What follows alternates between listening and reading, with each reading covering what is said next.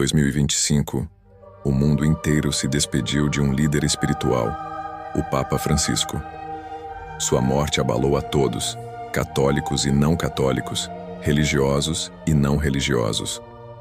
Mas o que veio depois marcou para sempre a história de Roma, do Vaticano e da humanidade inteira. Pouco antes de sua partida, Francisco deixou uma carta. Não entregou-a àqueles que estavam ao seu lado ou aos que cuidavam de si.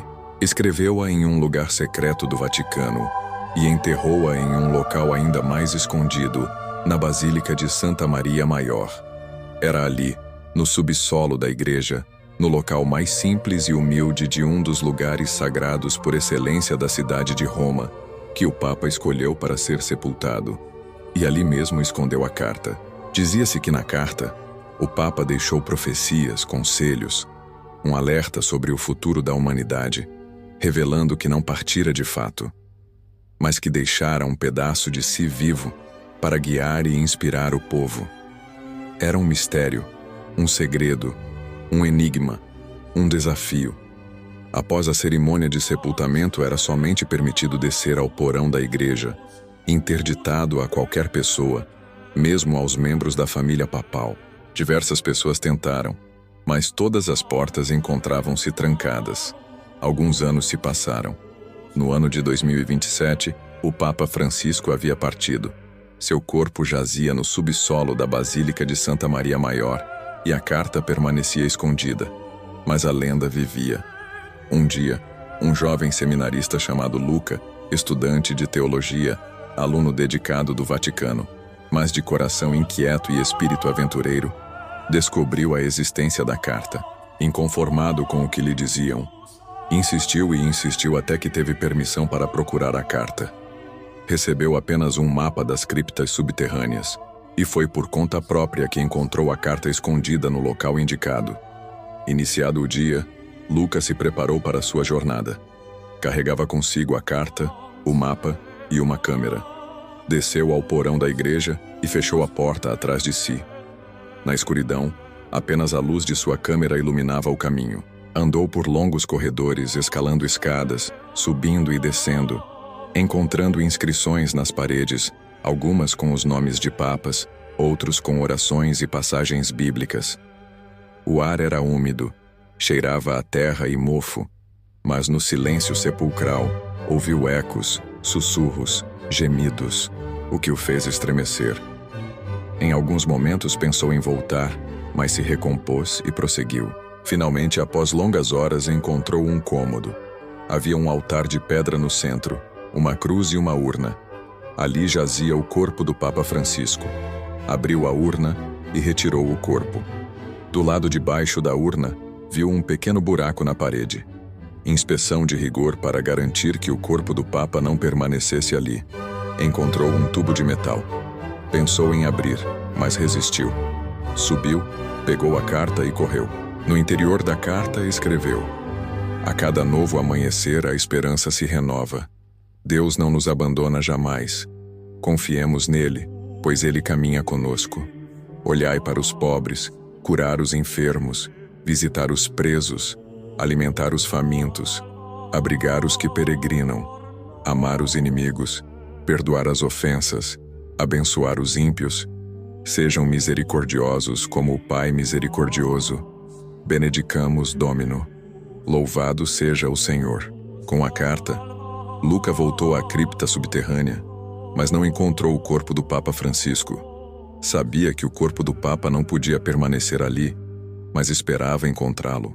Entoou um hino a Deus, rezou um Pai Nosso, fez um sinal da cruz e apenas então abriu a carta. As palavras ecoaram no cômodo. A cada novo amanhecer a esperança se renova. Deus não nos abandona jamais. Confiemos nele, pois ele caminha conosco. Olhai para os pobres, curar os enfermos, visitar os presos, alimentar os famintos, abrigar os que peregrinam, amar os inimigos, perdoar as ofensas, abençoar os ímpios. Sejam misericordiosos como o Pai misericordioso.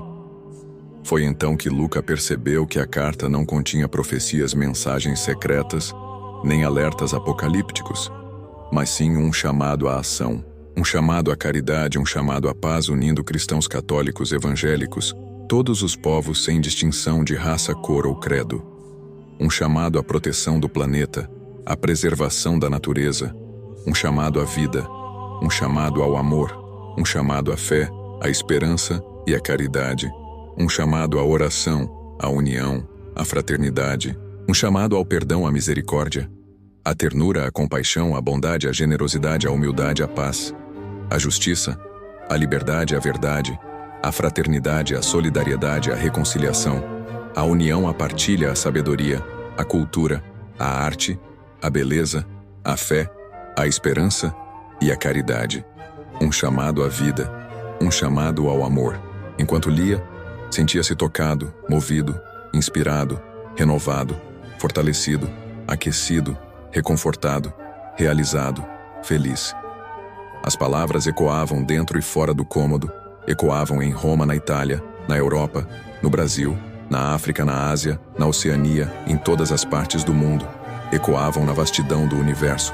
Ecoavam para além do tempo e do espaço, ecoavam para além da vida e da morte, ecoavam para além do céu e da terra, ecoavam para além de tudo e todos, ecoando eternamente. Sabia que não poderia guardar para si as palavras do Papa Francisco. Prendeu a carta em um tubo de metal, guardou-a e retornou. Retomou o corpo do Papa Francisco e o colocou em um caixão.